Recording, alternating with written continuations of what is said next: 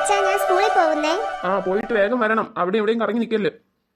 ഓ ശരി അച്ഛാ. നിനക്ക് ബാഗൊന്നും വേണ്ടേ? അതൊന്നും വേണ്ട അച്ഛാ. ബാഗ് കൊണ്ടുപോയാൽ നോട്ട് എഴുതണം. എനിക്ക് നോട്ടൊന്നും എഴുതാൻ വയ്യ. മറ്റേതാകുമ്പോൾ ബുക്ക് കൊണ്ടുവരാതിരിക്കുമ്പം മിസ് പുറത്തെങ്കിലും ഇറക്കി വിടും. നീ പഠിക്കാൻ തന്നെയാണോ പോണേ? ഓ അച്ഛാ, സമയമില്ല അച്ഛാ, പിന്നെ കാണാം. കുട്ടികളെ, ഇന്ന് നമ്മുടെ ടിനുവിന്റെ ബർത്ത്ഡേ ആണ്. എല്ലാവരും ഒന്ന് വിഷ് ചെയ്തേ. Happy birthday to you, happy birthday to dear Tinu. Tinu നല്ലൊരു കുട്ടിയാണ്, നല്ല മാതൃകാ സ്റ്റുഡൻ്റ് ആണ്.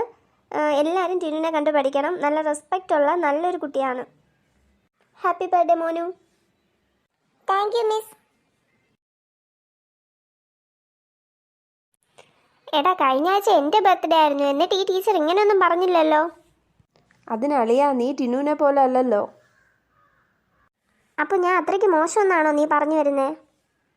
അങ്ങനെ അല്ല, എന്നാലും ടിനു നല്ല കുട്ടിയല്ലേ. ഡേയ്, അവിടെ എന്താ സംസാരം? ഫ്രണ്ട് ബെഞ്ച് കയറി ഇരുന്നിട്ട് സംസാരിക്കുന്നോ?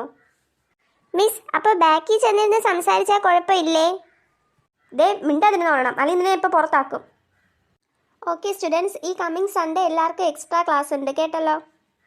എല്ലാവരും മസ്റ്റായിട്ട് വരണം. മാം, എനിക്ക് വരാൻ പറ്റില്ല. സൺഡേ പുറത്തിറങ്ങല്ലെന്ന് അമ്മ പറഞ്ഞിട്ടുണ്ട്. ഞാൻ വന്ന് വിളിച്ചാൽ നിനക്ക് ഇറങ്ങാൻ പറ്റില്ലേ? ഏത് കഴുത വന്ന് വിളിച്ചാലും പുറത്തിറങ്ങല്ലെന്ന് അമ്മ പറഞ്ഞിട്ടുള്ളത്.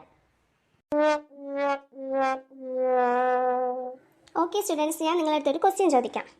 നിങ്ങൾക്ക് എല്ലാവർക്കും ഒരു പ്രിയപ്പെട്ട പക്ഷികൾ കാണുമല്ലോ. അപ്പം നിങ്ങൾ എല്ലാവരും ഒന്ന് പ്രിയപ്പെട്ട പക്ഷി അല്ലെങ്കിൽ ഇഷ്ടമുള്ള പക്ഷികൾ പറയണം.